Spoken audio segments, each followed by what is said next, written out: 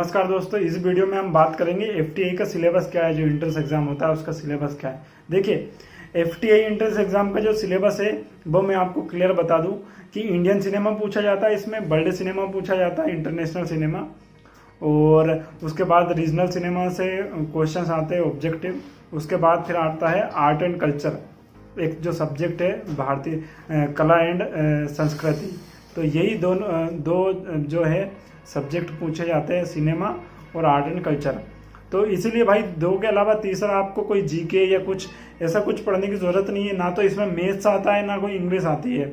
ये आप उसकी जो ऑफिशियल वेबसाइट है एफटीआई की, वहाँ पर भी आप जा कर के देख सकते हो। उसके अलावा जो आता है वो आता है सब्जेक्टिव क्वेश्चंस। तो सब्जेक्टिव क्वेश्चंस तो जैसे जिस फील्ड से आप हो, मतलब जिस स्ट्रीम में आप अप्लाई करोगे, जैसे कि आप एक्टिंग में अप्लाई करोगे तो एक्टिंग से रिलेटेड सब्जेक्टिव क्वेश्चंस आएंगे।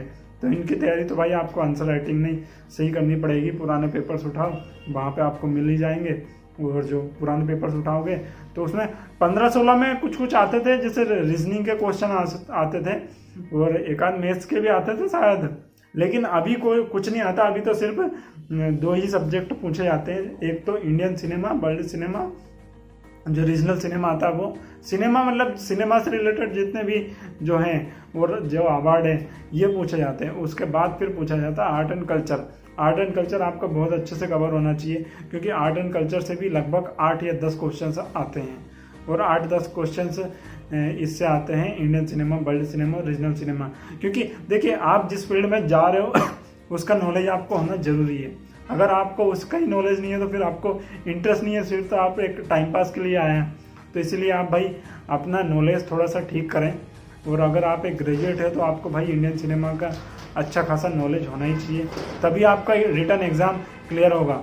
अगर आपको नॉलेज नहीं है इंडियन सिनेमा, वर्ल्ड सिनेमा का, तो आपका फाइनल एडमिशन नहीं होगा। अगर रिटन एग्ज़ाम क्लियर भी हो जाएगा तो आप, और अगर आप सबको सब्जेक्टिव कंप्लीट करना है तो उसके लिए तो आपको आंसर राइटिंग करनी पड़ेगी।